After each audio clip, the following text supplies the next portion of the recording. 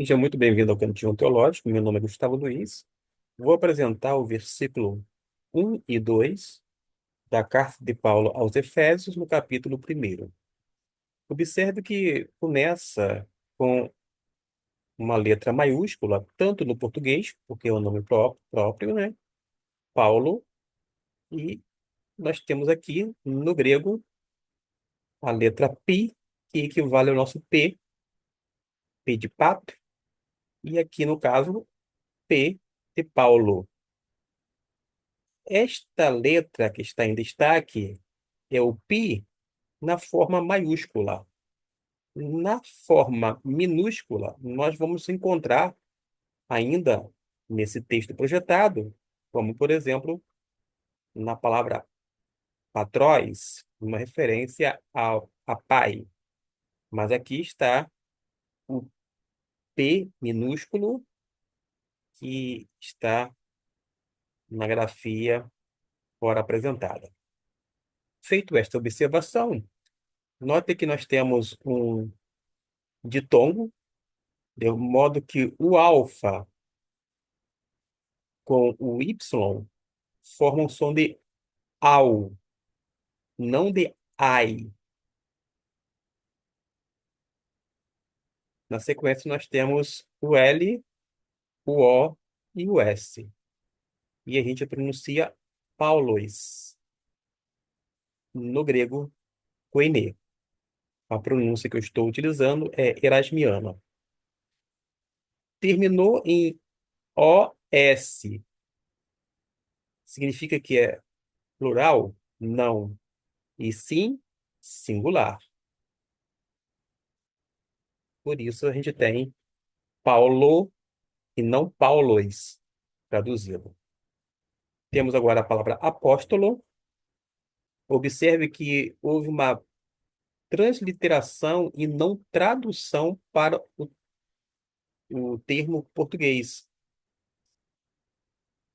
Aqui se encontra na forma singular e apóstolo em português.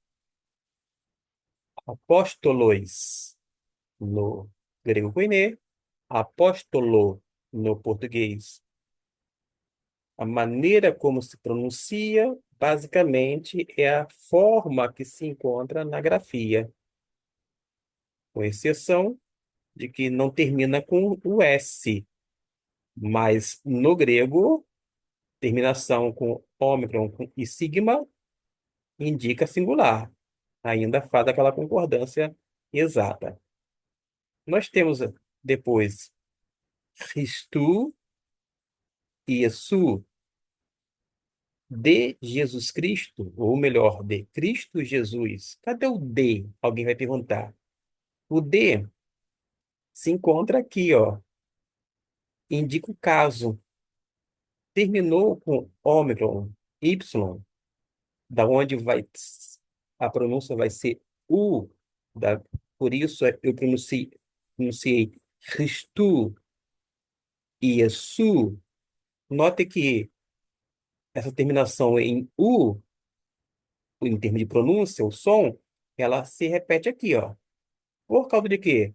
Para haver concordância no grego, porque são palavras que está indicando o caso. E qual é o caso? Genitivo. E o genitivo indica posse. Quando eu falo assim, a casa é de fulano de tal, o que vai indicar a expressão de vai ser esta terminação, ó, que indica o caso genitivo, logo implica em posse. Cristo, de Cristo Jesus. Paulo é apóstolo de Cristo Jesus. Vai ter uma palavra aqui que é por, dia, telematos, que é vontade. Observe que telematos começa com o teta, que é a mesma palavra utilizada para a palavra Deus, e por isso você pronuncia teu. Lembrando aqui, uma vez mais, que devido a essa terminação, já está indicando o caso no grego koiné, que é também genitivo. Se é genitivo, indica posse. De modo que você vai ler Paulo, apóstolo de Cristo Jesus, por ou pela vontade de Deus. Já implica aqui. Dois, nesse caso, aos hagios, santos.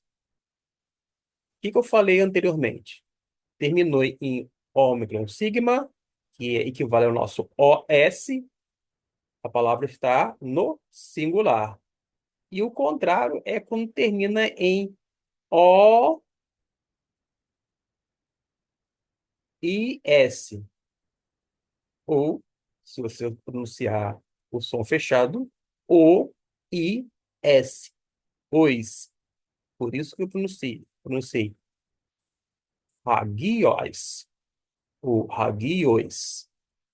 A pronúncia se vai fazer com o aberto, o som, ou o fechado, é de menor importância, pelo menos nesta projeção, porque o objetivo é você identificar a cada vogal, no caso aqui a consoante, formar a sílaba e fazer a pronúncia.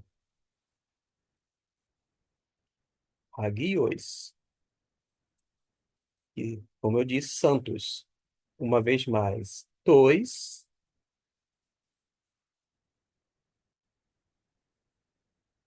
o sim. Questão. Questão em. Esse en significa em Efeso. Efeso, Éfeso.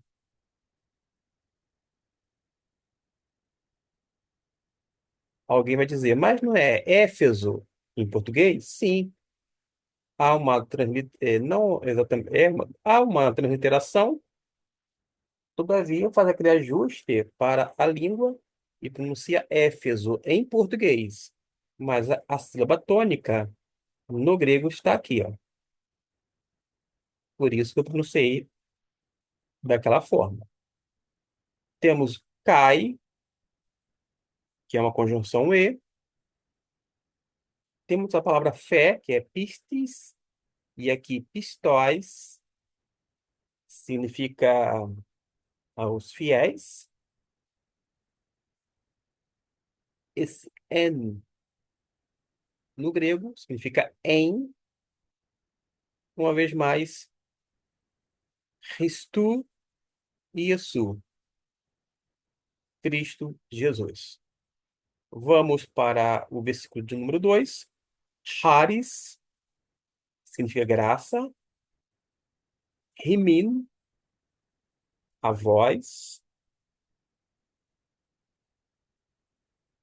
Kai e Eirene, que é paz. Apó de Teu, Deus. Patróis se refere a Deus Pai. Patróis vem de pater. Patróis, temos o radical, né? Pater. A palavra pater, temos o radical, com o pi, o alfa e o t aqui, que a gente traduz como português. Remon, a questão aqui, o remon é o nosso. Quando a gente fala Pai Nosso, pater remon, cai, novamente a conjunção e, muito repetida no Novo Testamento, Kyrio, ou melhor, Kyrio. Kyrio, uma referência ao Senhor, aqui do Senhor, Yesu, Jesus, Cristo.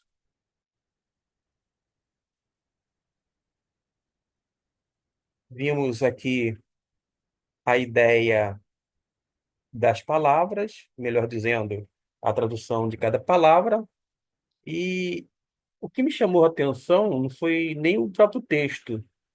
O que me levou a gravar esse vídeo sucinto é que nesses dias eu vi um vídeo bem curto, mas que a pessoa conhecida no cenário evangélico dizia que, em referência a um parente da parte dele, mesmo com chamado ou sem chamado, a pessoa iria fazer a obra de Deus. Claro que a pessoa exagera muito, porque a pessoa não deve se aventurar na obra de Deus, exercendo uma função a qual não foi chamada ou ainda não tem a capacitação dada por Deus. E alguém disse assim: se com o chamado já está difícil, imagine sem um chamado. Quer ver um exemplo? Como foi difícil, não apenas para Paulo, que foi um apóstolo chamado por Deus, pela vontade de Deus, inclusive. Um homem que passou por muitas lutas, dificuldades, açoites, prisões e etc. e tal. Ademais, basicamente todos os apóstolos sofreram perseguições, lutas, escárnios e etc. e tal. Eles conseguiram, com a graça de Deus, serem fiéis ao Senhor por causa do próprio Deus, através do Espírito Santo habitando em cada um deles, e, sobretudo, por causa da chamada de Deus. Porque, no caso dos apóstolos, eles não foram apóstolos porque se auto-intitularam, ao contrário, eles foram chamados por Deus e eles agiam segundo a vontade de Deus. Deus abençoe e até o nosso próximo vídeo, utilizando sempre os textos a partir do grego koiné.